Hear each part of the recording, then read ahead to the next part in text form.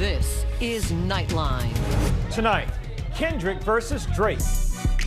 They not like us. They not like us. They not like us. The Not Like Us Grammy winners like beef us. with the Hotline Bling rapper. I know when that hotline bling, that can only mean one thing. The common denominator is that they both wanted the throne. Feuds in hip-hop go way back from Tupac and Biggie to Cardi B and Nicki.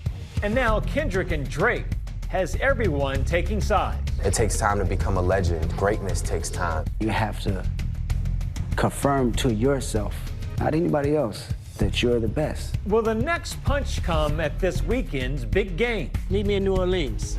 Plus, surrogacy backlash. So what's the champagne for? Your last hurrah? Actor Lily Collins, star of Emily in Paris, and her husband attacked on social media after posting about welcoming their baby via surrogacy. The latest in a long line of celebs from Kim Kardashian to Paris Hilton and Cameron Diaz to share their personal journeys. Meet the cancer survivor who says she was targeted by online haters too. What are some of the things people have said to you about this journey, and how do you respond to them? Good evening. Thank you for joining us. With just 3 days to the Super Bowl, the big game's halftime headliner, Kendrick Lamar, a key player in a hip-hop beef for the ages, damning accusations, a real-life shooting, and now a lawsuit. Who will reign supreme? Here's ABC's Megan Wright. Kendrick, look out, look out, look out! Think you've seen rap feuds before? You haven't seen anything like this one. Hip-hop has never seen a beef quite like this. Two hip-hop titans going head-to-head. Pop music had Madonna and Cyndi Lauper. Hip-hop has Drake and Kendrick Lamar. A clash of titans, the Pulitzer-winning Super Bowl headliner. My name Kendrick Lamar, and I'll be performing at Super Bowl 59. Meet me in New Orleans. And winner of 5 Grammys this year, including the coveted Record of the Year for Not Like Us. We're gonna dedicate this one to the city. Compton, Watts, yeah. Kendrick Lamar is having the best week ever. Versus the second most streamed artist of all time, But it's alright, with club hits like Nice for What. but it's alright. It's a short life. Drake has always had some commercial success and has been able to sell out arenas and stadiums. These are two icons. You guys are huge artists. You guys are the biggest of the biggest. Some celebs taking sides. Who is winning? Kendrick. I think Drake. Oh, you think Drake and you think Kendrick? It's easy to make up lyric. Like no, Drake. Wow. I think in some ways it's pretty difficult to track the origin of where things went left between Kendrick and Drake. But what seems to be like the common denominator is that they both wanted the throne and something happened. This past summer's rap battle between Drake and Kendrick Lamar, and now it's at the center of a legal dispute. At the heart of that bombshell lawsuit that has everyone talking, Kendrick Lamar's record-breaking smash single, Not Like Us. Say Drake, I hear you like I'm young. You better not ever go to cell block 1. To any that talk to him and they in love, just make sure you hide your little sister from him. Now Drake is suing the record label that represents them for defamation. He's arguing that the lyrics of Not Like Us that say he's a certified pedophile or that he likes underage women are unfounded and that they didn't do their due diligence. UMG has denied all wrongdoing, but the saga has the entire universe talking about it. I think that Kendrick would love the mainstream success that Drake has been able to accumulate. And I think on the other side, Drake would love to get the validation and the street validation that Kendrick has. Long before they were bashing each other publicly, Drake and Kendrick were both budding stars in the industry. Kendrick and Drake both came to prominence around the same time, and they worked together on a couple of tracks. But the one-time collaborators would soon turn into foes after Kendrick name-dropped every major rapper on Big Sean's Control in 2013. That goes for Jamaica, Big Crit Wale, Pusha T, Meek Mills, A$AP Rocky, Drake, Big Sean, J Electron, Tyler McMillan. I got love for you all, but I'm trying to murder you. A lot of his peers and the contemporaries, they appreciated the competitive nature. because hip-hop is a competitive sport. But for Drake, who had just brought him on tour with him, had given him, shared his platform with him, he was a little taken back. Drake tried to play it down in a Crown interview with Elliott Wilson for Watch Loud. That verse had no malice behind it because I saw him 5 days later at the VMAs and it was all love. After a decade of exchanging subtle barbs, in 2023, their feud reached new heights when the diss tracks began. When Drake drops First Person Shooter with J. Cole, they claim that the two of them, plus Kendrick, are the top 3 rappers in the game. Love when they argue the hardest MC. Is it K-Dot, is it Aubrey or me? We the big 3 like we started a league, but right now I feel like Muhammad Ali. That seemed to set Kendrick off. He wanted to make it known that there's only one king, and like that with Future and Metro Boomin. Think I won't drop the location, I still got PTSD. Mother big 3. It's just big me. With the battle in full swing, Drake and Kendrick both dropped back-to-back records, but the biggest blows are still to come. Drake released a song accusing Kendrick of domestic violence, and Kendrick releasing another going after Drake's entire family. It was a horror film lyrically because within those 4 verses, he's addressing not only Drake's son Adonis, Drake's father Dennis, Drake's mother Sandra, he's also addressing this alleged daughter, which was a bombshell to everybody in hip-hop. He nuked them. He nuked them at that point. Not even 24 hours later, Kendrick drops what goes on to be the anthem of the summer, and at the heart of Drake's subsequent lawsuit. Not Like Us. Sometimes you gotta pop out and show certified boogeyman. I'm the one that up to score with them. Certified lover boy, certified pedophiles. Drake's immediate response was another diss track, The Heart Part 6. First I was arrested, so where's the proof of the trial then? Where's the paperwork of the cabinet is filed in? So he's pretty much saying, you're making all of these claims. Show me the facts, show me the paperwork.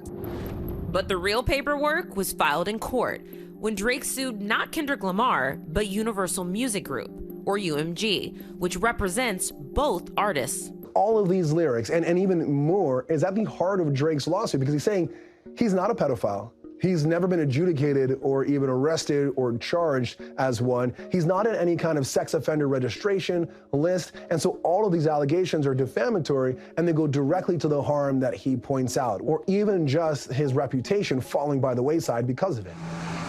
Claiming these accusations led to a harrowing shooting that injured one of Drake's bodyguards. The suit also alleging that the record label promoted Kendrick at the expense of Drake's career. UMG saying in a statement, in part, not only are these claims untrue, but the notion that we would seek to harm the reputation of any artist, let alone Drake, is illogical. Further saying, he now seeks to weaponize the legal process to silence an artist's creative expression and to seek damages from UMG for distributing that artist's music. We have not and do not engage in defamation against any individual. We will vigorously defend this litigation. ABC News reached out to both Drake and Kendrick Lamar's team for comment. Drake's team did not respond. Kendrick's team declined to comment. I don't remember anybody suing anybody because of a rap beef. Are you guys taking the fun out of the art? Maybe. Does Drake have a stance where he feels like it's a defamation of character? I don't know. He got bruised. He didn't get killed. Rap feuds have been ingrained in hip-hop culture since the mid-'80s. From Roxanne Shante heading back at the rap trio UTFO with Roxanne's Revenge, to Cardi B and Nicki Minaj igniting a feud in 2017. But perhaps the biggest of all goes to the Notorious B.I.G. and Tupac Shakur. What people don't understand is Biggie and Pac were really friends. Really friends. This is big. DJ Enough was Biggie's tour DJ. He had a front row seat to how the feud played out. I always felt like with these rap beefs, if they could all keep it on record, if they could all keep it on stage, that's to me where I want it. But Biggie died. Pac died. Something was terribly wrong. And then all of a sudden, it wasn't funny anymore because we lost both of them in a very short period of time. It was beef, it was hip hop, but that losing them was not hip hop. This is not Drake's first beef. In fact, he became known for them. The rapper poking fun at himself in an SNL sketch back in 2016. Hey, anybody using this chair? Actually, I was, you It was for my hat, but you took it from me. Now we never going back. Do you think that diss records are a part of hip-hop culture? To a certain degree, yes. I mean, I know everything's always been about boasting and bragging, and that's always been a part of like who we are, and we're telling stories, and half of the stories are fake, you know, like a lot of these guys portray gangster, but they're not gangsters. The real gangsters want to be rappers, and the rappers want to be gangsters. It's a tale. In the battle of the wordsmith versus the hitmaker, each rapper now fighting for the top spot in hip-hop. At the end of the day, Kendrick should continue riding this wave. He's about to go on world tour, so show the world what a lot of us have known about you for so long. And moving forward, Drake also is about to go on tour. But I think the beauty, at least I'm hoping what the beauty is one day they can get back together and maybe give us some good music together. And maybe they will both win a Grammy for that one. Our thanks to Megan. For more on this story, watch Impact by Nightline, Kendrick versus Drake, The Feud, now streaming on Hulu. When we return, Emily in Paris star Lily Collins and her husband targeted online after using a surrogate to help start their family.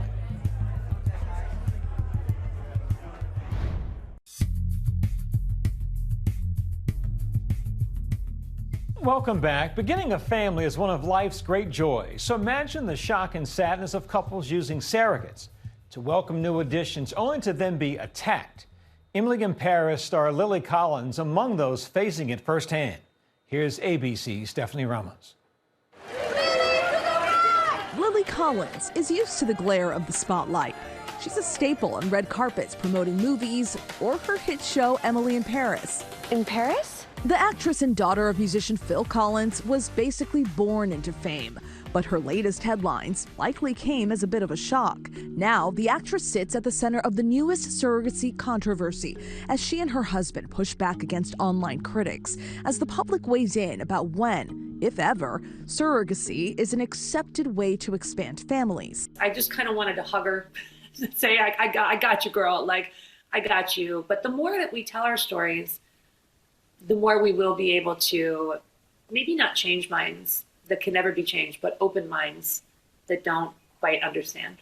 The Emily in Paris star and her husband, Charlie McDowell, made their announcement on Instagram, introducing their baby girl, named Tove, saying, quote, "Words will never express our endless gratitude for our incredible surrogate and everyone who helped us along the way. We love you to the moon and back again." And while many of the comments were incredibly supportive, others were not. Taking to the comment section himself, Collins' husband wrote, "It's okay to not be an expert on surrogacy. It's okay to not know why someone might need a surrogate to have a child. And it's okay to spend less time spewing hateful words into the world, especially in regards to a beautiful baby girl." The topic kicking off conversations online and, of course, with the ladies of The View. A pro-family world we live in that's all about life, you know, all the time.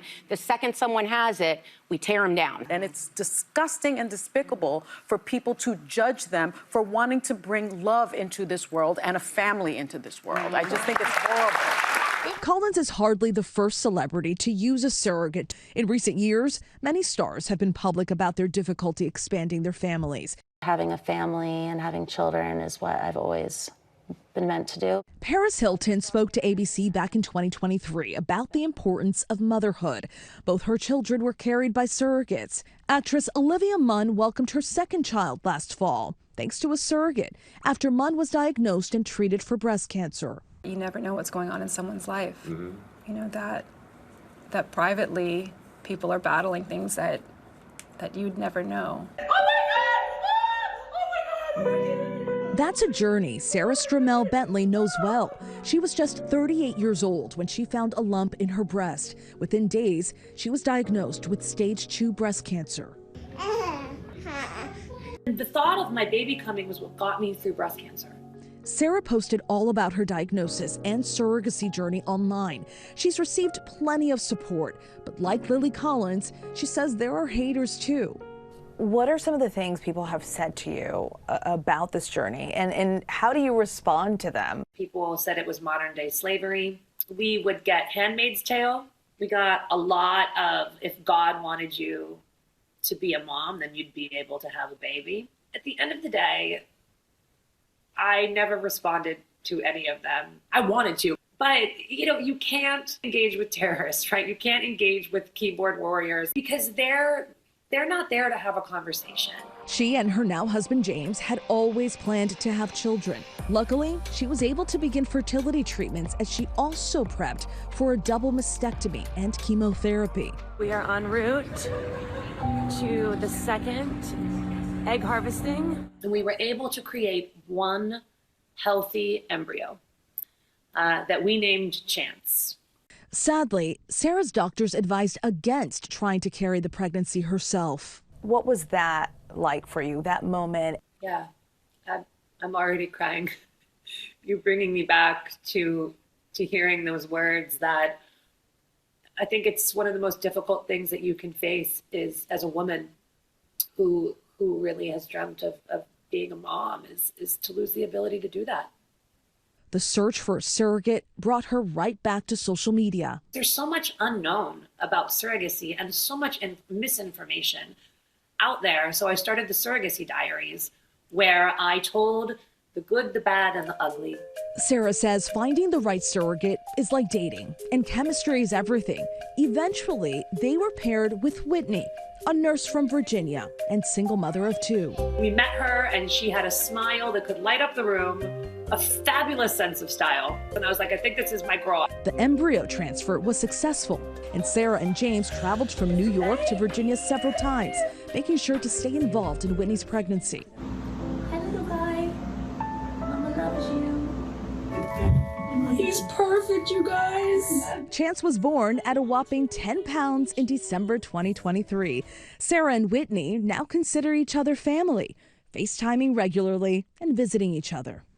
I mean, it really seems like a solid partnership between the two of you that you developed. A partnership, yeah, for sure, a friendship, and then a sisterhood. Sarah co-founded a nonprofit called A Chance for Life that helps fund surrogacy for cancer survivors. When I was a breast cancer warrior, and now I am a warrior for fertility and for infertility. But I say warrior because I'm ready to go to battle for women who come down the pipe after me, because I know how hard it is to go through it, and I know how incredible it is now to have my little guy here. 10 months old. Our thanks to Stephanie. When we come back, countdown to the big game. The amazing artist slated for Super Bowl 59.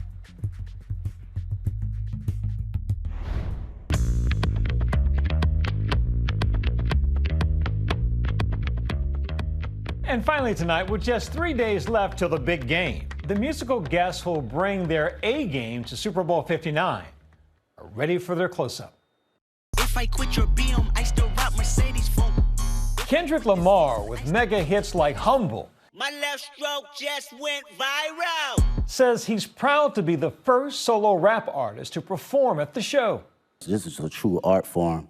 So to represent it on this type of stage is like everything that I've worked for. The lineup of pregame artists are all Louisianan. John Batiste says his rendition of the national anthem will be inspired by his late grandfather. You know, anything great about me, he was one of the blueprints of that. Channeling the spirit of the ancestors. Good for him. That's Nightline for this evening. Catch your full episodes on Hulu. We'll see you right back here same time tomorrow. Thanks for the company, America. Good night.